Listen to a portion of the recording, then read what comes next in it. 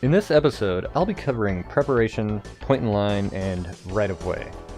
The videos to follow will expand the understanding and terminology with further ideas from basic interpretations to more advanced theories. Welcome.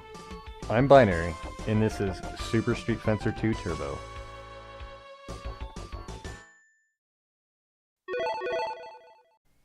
In the first episode, the stage or piste and distance between the players, the measure, were discussed.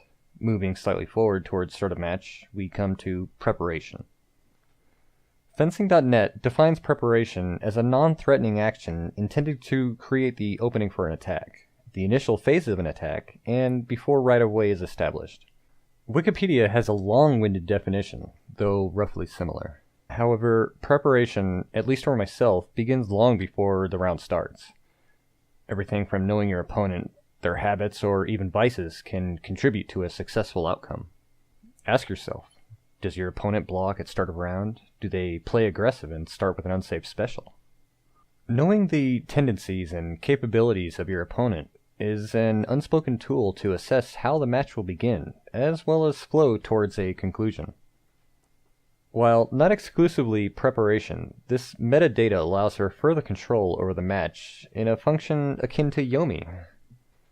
Now, Yomi, Japanese for reading, included into preparation allows an almost psychic level of play, assuming you read the situation correctly.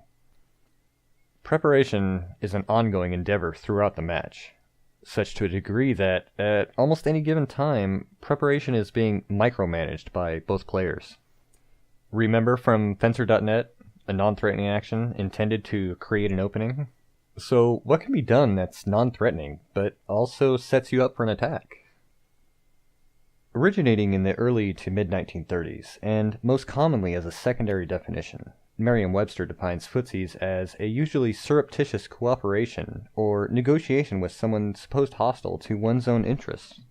Dictionary.com cites to seek advantage from, especially by discreet or stealthy means. Footsies fall here to establish a measure that suits the needs of a player.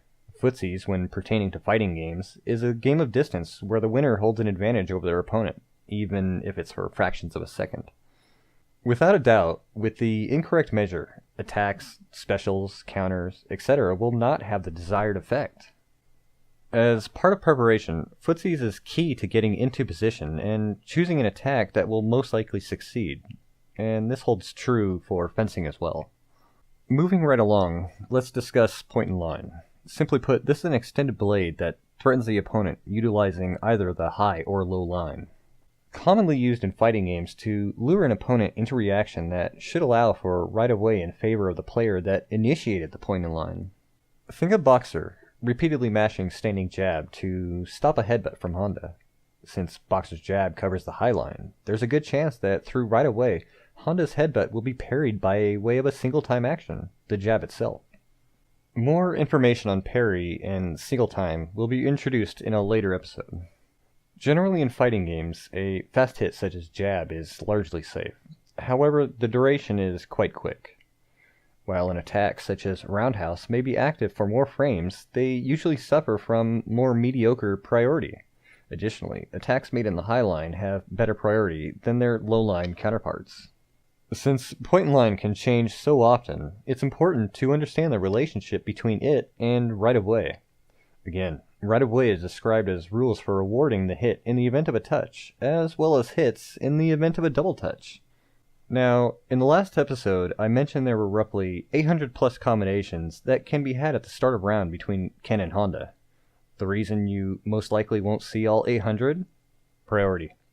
Some moves are just used more often due to right-of-way at that particular measure at the start of round. Instead of 800 plus combinations, we're left with roughly 120 combinations that could be used. Note though, those figures do not include the use of feints, second intentions, or retreats, which just happens to be the topic of the next episode. Used synonymously with priority, right-of-way determines which player takes damage. By way of hitboxes, you can see how some moves are safer to use than others. So join me for episode 3, where topics will range from feints and second intentions to broken time and coulants. Also, If you missed the introductory episode, I suggest you check it out. It covers basic information about stage design and distances between players. You can find that video here.